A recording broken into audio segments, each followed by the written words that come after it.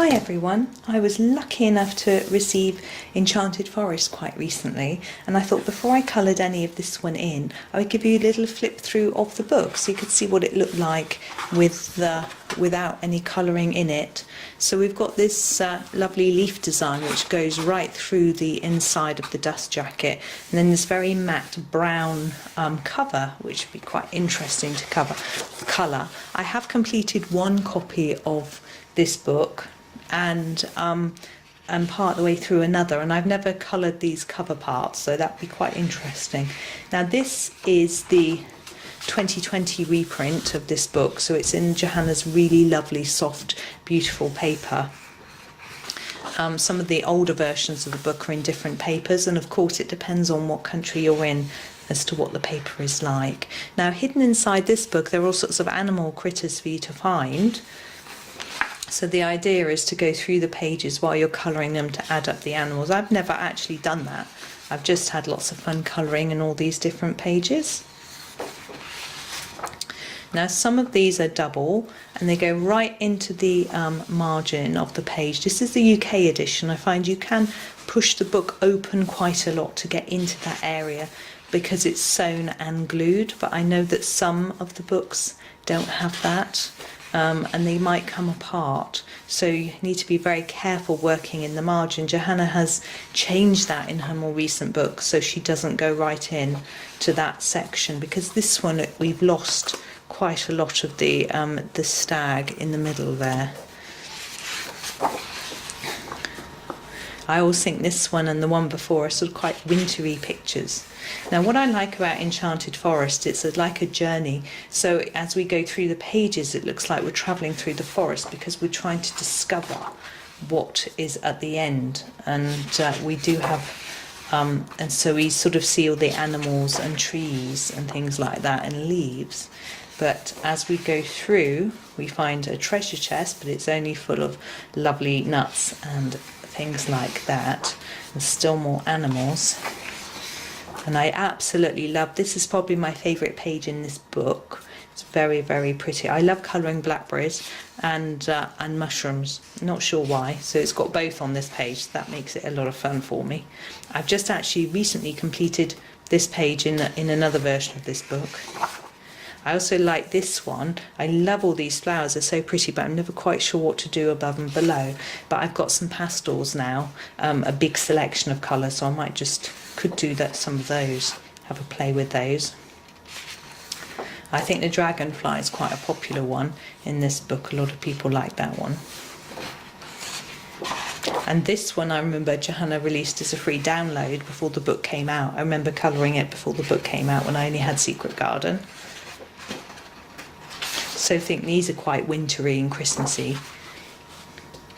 Now this one's interesting because it has lots of detail in the leaves here and not here, so you can fill in some details if you want to, which is a bit more like she does in the Secret Garden book, leaving you to fill in. And the same here, look, these are plain and you could fill in or you can leave them plain. We're getting through the forest and now we've come across these different tree houses. I like colouring houses. And look, we've got our telescope and we can see a castle in the distance. So sort of progressing through towards a castle. We've got another lovely double page spread here. And another one here with little tunnels. I love these little worms, they're very cute. And this one, and sort of reach a river, look. And so here's more of the water picture and the frog. And more water, so it looks like we're travelling on a boat, maybe along this river. Maybe this is us here in the boat.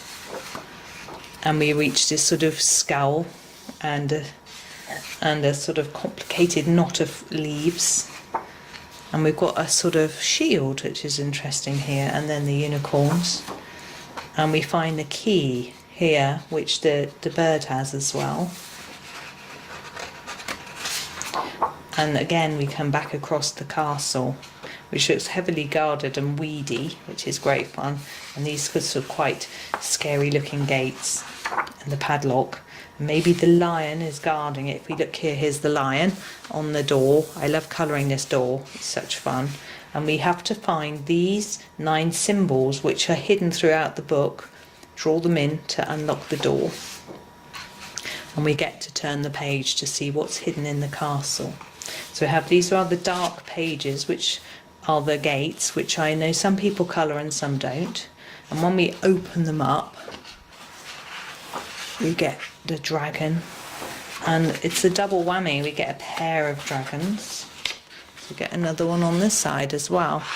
I actually bought a book, a special edition of this book when it first came out, and it had a free colouring poster of the dragon in double size, so it was even bigger than those two. So I had 3 to colour, which was interesting fun. And I actually got my family to help me colour each of the little bits of scales in different colours. Now here it shows you what you can find in the different pictures, so you can have a look and see if you have gone through the treasure hunt and found all the different bits and pieces. I find these pages quite good for trying out pens and things. If you're not sure if they're going to go through the page, you can use them there. And then we've got a very similar, this is the end, a very similar cover as on the front. So there we go, there's Enchanted Forest, which unfortunately my cover has a little mark on, but never mind, I shall probably manage to get that off with something or other. But thank you very much for watching. I hope you enjoyed watching that, and happy colouring.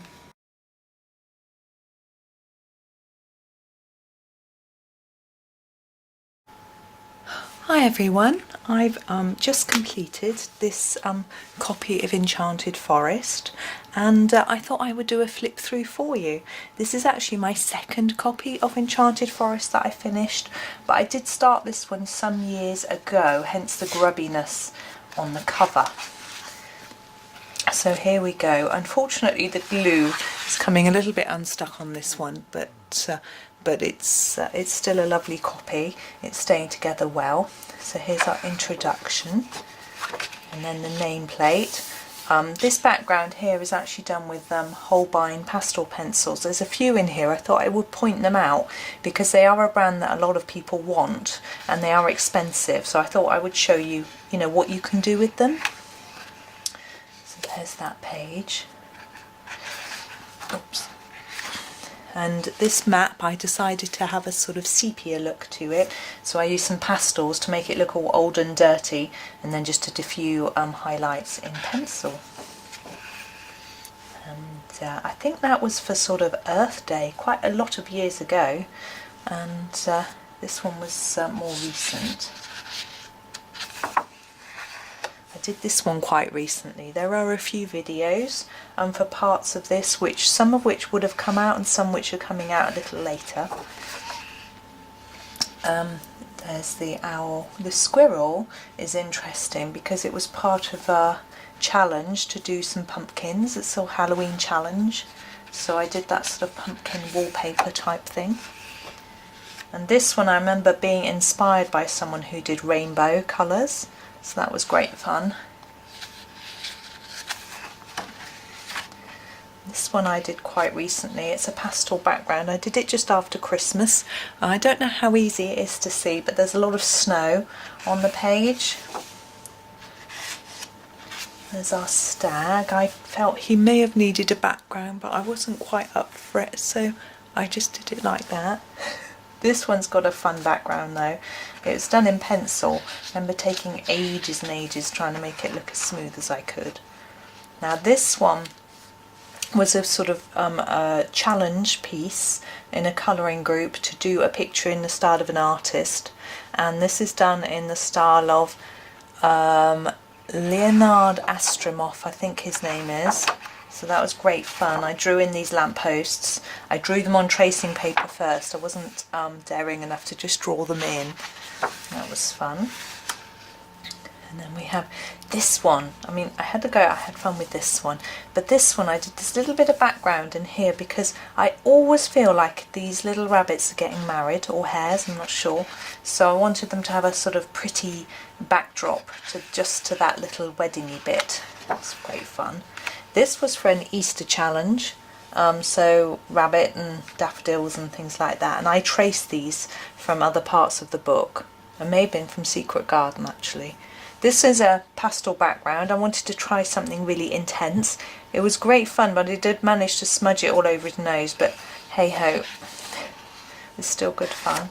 Now this one I was going to do the same on both sides, but the pen started showing through the paper because this is an old book. More recent copies it doesn't happen, but it started showing through, which is part of the reason for the intense pastel background on the other side. So I had to do something a little bit different on the other side.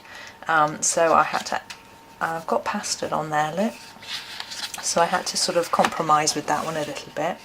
This one was great fun. I love doing acorns. I think one of these is a tutorial. I'm not sure which one that I did for one of my very first tutorial videos actually. This one wasn't coloured by me. My niece and nephew coloured that and drew in the little key. I think it's adorable. I love it. We have Mr. Squirrel. He's quite plain, and Mr. Fox is quite busy. This is a background from one of Helen Elliston's books. She's got a sort of step-by-step tutorial, so I used that. And this one was inspired by a lovely picture I saw online by Ness Butler. She's absolutely amazing. I think you can find her on Instagram, and I took colour inspiration for that one. This one I did ages ago. It was great fun. I can't remember much about it. This one I did quite recently. I decided to keep all the leaves the same colour so that the colours stood out, and I did lots of little dots of pen just to make it more fun. And we've got some smudging. I think it's the pencil on this side has decided to transfer over there. This picture I finished this morning. I just decided to go for something quite gentle. I wanted a little bit of a background but not too much. So and I wanted a simple colour palette. So that was great fun. Now this one is quite, you can probably just about see that's the coppery colour pencil from the Polychromos range that I was trying out, and I wanted to keep it really simple, so I had quite a lot of fun with that one. I did it a very long time ago. And to match on this side I did the dragonfly wings with the, I don't know, I thought it was silver, but I think it's just grey. But there's been a lot of transfer onto this page from this colour. Now this is also a Holbein pencil background on this one, just out of interest, so you can see the sort of colours you get with that. I had fun with that one. And this one's done with Arteza pencils. I was trying out all the different pencils when I first had them, and trying them out to see how bright they were and things. I really like all the bright colours. And I wasn't sure what to do with this one. I'd done a lot of leaf pictures, so I wanted something that wasn't green. So I had great fun with that. So that was lovely fun. Although my son said afterwards that I should have done this tree reverse, so starting blue and going red to red. But I'm not sure if that might have looked a little odd or if it would have really worked. He's usually got quite a good eye. Now this one was a bit of an experiment which I'm not too keen on, to be honest. Got a pastel background, which was fine, but then I decided for some reason to do the leaves in orange Posca pen. I don't know why. I think had I done them in black or even green it might have worked better. And we've got these blue birds. Not sure about that, but hey ho. This one's done with Arteza pencils as well. It was a lot of fun.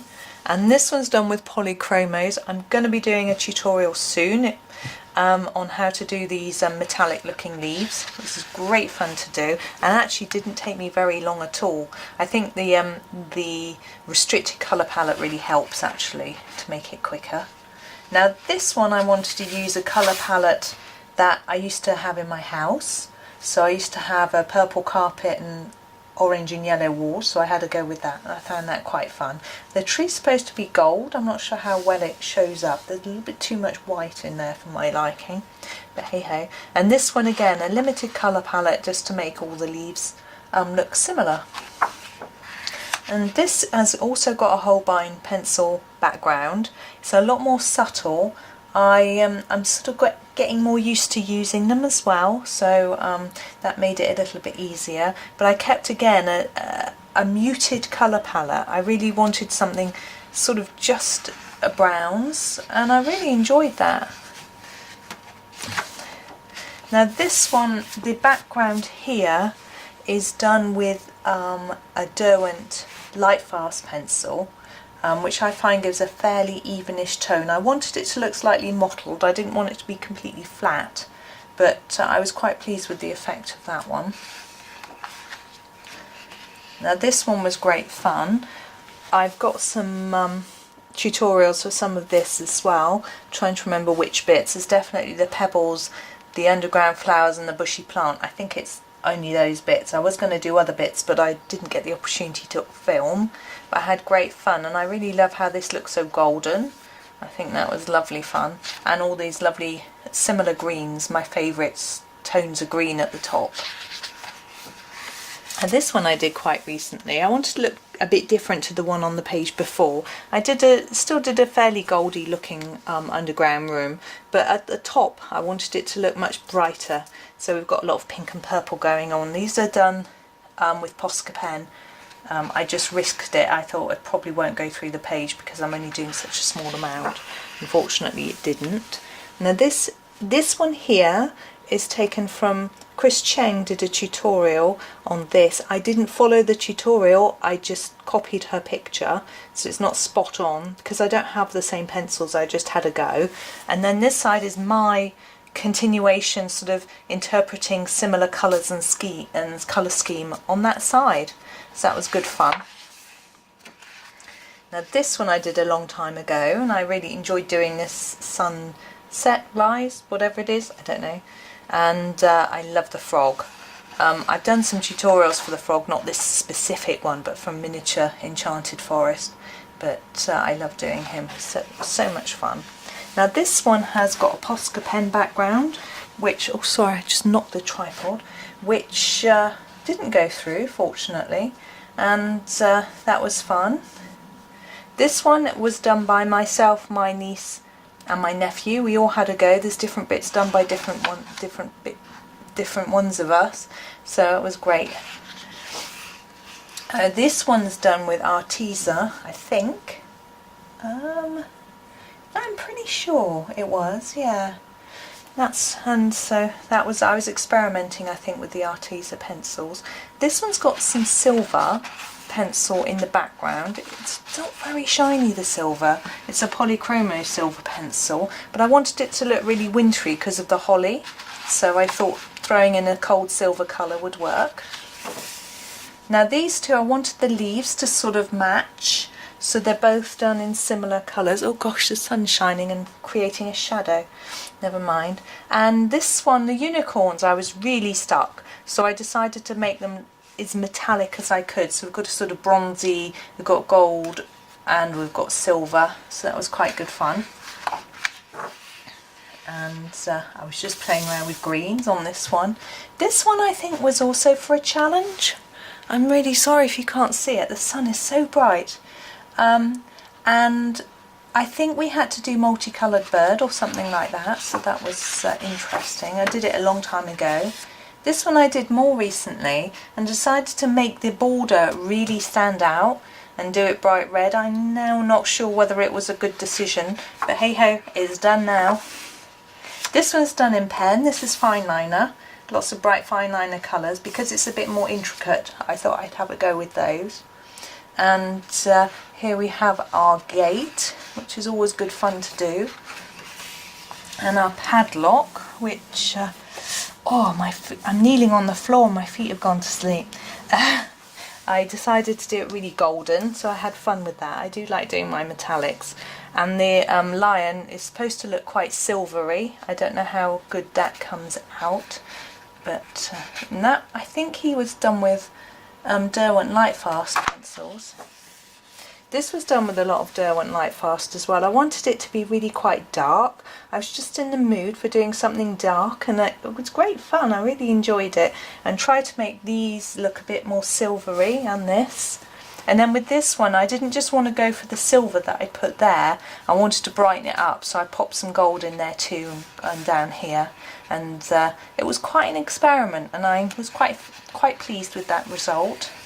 And at the end we have this little motif, which I did a very long time ago. And lastly we have our dragons. Now they won't fit in shot. These are both the same actually. I cheated rather and did a pastel and then just highlighted some of it in pen, and they're both the same. So there we go. there's our flip through. So I hope you enjoyed that. Thank you very much for watching and happy colouring.